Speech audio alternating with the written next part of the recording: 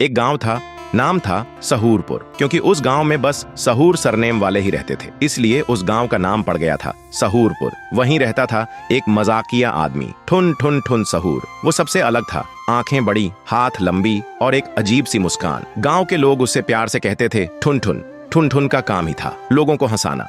एक दिन गांव में मेला लगा। मेले में सब आए थे, बड़े झूले, बच्चों के झूले, चूरन, पॉपकॉर्न, सब। ठुन ठुन भी बड़े आराम से मेला घूम रहा था। तभी उसकी नजर पड़ती है एक बोर्ड पे, बोलने वाला मुर्गा, सिर्फ 10 रुपये में। ठुन ठुन सोचता है, अरे भाई, अगर 10 रुपये में बोलने वाला मुर्गा मिल गया तो कल से मैं तो मिनिस्टर बन जाऊंगा रे। फिर वो बोर्ड वाले को 10 रुपये देता है और बोलता है, भैया एक बोलने वाला मुर्गा देना। बोर्ड वाला एक पुराना सा मुर्गा उसे थमा देता है, जो देखने में थोड़ा दुखी सा लग रहा था, जैसे उसकी गर्लफ्रेंड छोड़ गई हो। ठुन ठुन मुर्गा को घर ले आता है और बोलता है, चल रे अब बोल, अब देखता हूँ तू क्या बोलता है। मुर्गा मुंह खोलता है, जमींदार हरामखोर है। ठुन ठुन सुनते ही चिल्ला पड़ता है, ओए ये तो सच्ची में बोलता है रे। मुर्गा फिर बोलता है, और गांव के सरपंच ने स्कूल का पैसा चुराया है। ठुन ठुन सोचता है, अरे भाई, ये मुर्गा तो पूरा न्यूज चैनल निकला। अगले दिन ठुन ठुन रोड के किनारे पे चिल्ला चिल्ला के बोल रहा था, सच बोलने वाला मुर्गा, सच सुनना है तो बस 2 रुपए का टिकट लो। थोड़ी देर में लोगों का भीड़ लग जाता है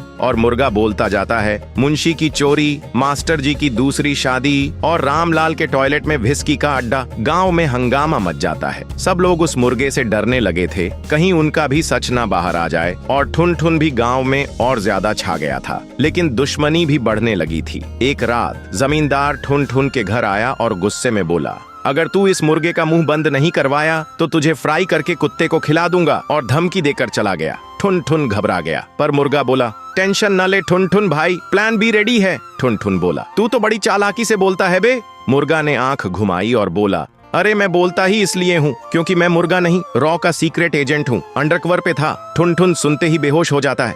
फिर अगले दिन रॉ वाले आए और मुर्गे को हेलीकॉप्टर में बिठा के ले गए, और ठुन ठुन गांव के बीच में अकेले बैठा था, एक नोट के साथ। नोट पे लिखा था, थैंक यू ठुन ठुन, देश के लिए काम आया, लेकिन तेरे लिए एक असली मुर्गा छोड़ के जा रहा हूँ, वो सिर्फ कुकड़ूकू बोलेगा।